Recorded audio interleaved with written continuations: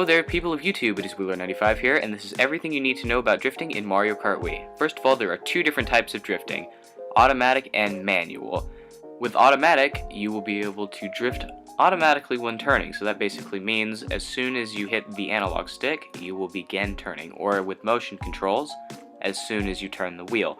When you turn in your wheelie, if you're using a bike, you will not slow down with automatic drift. With a kart, it's still useful because it allows you to get a grasp on how Mario Kart Wii physics work, especially if you're new to the game.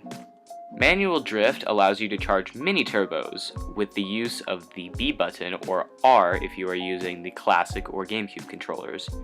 After you hop, you will begin drifting.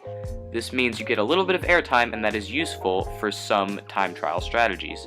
Manual drift is objectively better than automatic drift in nearly all scenarios, the exception being Peach Gardens in time trial mode. I highly recommend that you switch over to manual drift after getting a grasp on how the game works, although automatic drift best known times are still recorded unofficially by the community. When choosing a vehicle, it is important to consider the kind of drift it has.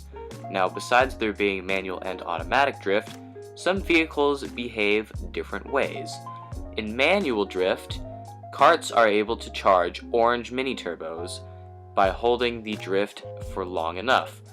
These mini turbos act as a small boost panel of sorts, and they have a longer boost time than the standard blue mini turbo. All karts in Mario Kart Wii have outside drifting, which means that the bike will turn in the direction that you are drifting, but the center of gravity, like a real car, is near the rear, so the car will lurch outward in the opposite direction you are drifting. Bikes, on the other hand, have both outside drifting, like karts, and inside drifting. Inside drifting means the bike will shift sharply in the direction that you are drifting. This basically means that you can take a different kind of line when approaching a turn, which is useful in time trial mode and online mode. Bikes in Mario Kart Wii are unable to charge Super Mini Turbos or Orange Mini Turbos as mentioned before. However, they are able to wheelie, which increases the top speed significantly on straightaways and is the most useful for a majority of time trial and online races. Although there are a few exceptions, this is the kind of vehicle that you should master to be good at Mario Kart Wii. It is used on the vast majority of tracks and is best in the majority of scenarios.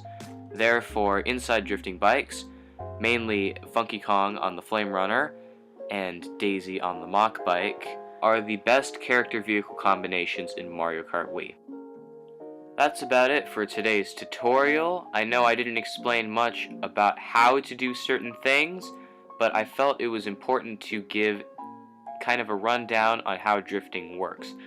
Next week, I will be covering some advanced drifting techniques, such as standstill mini turbos, slip drifting, and many more.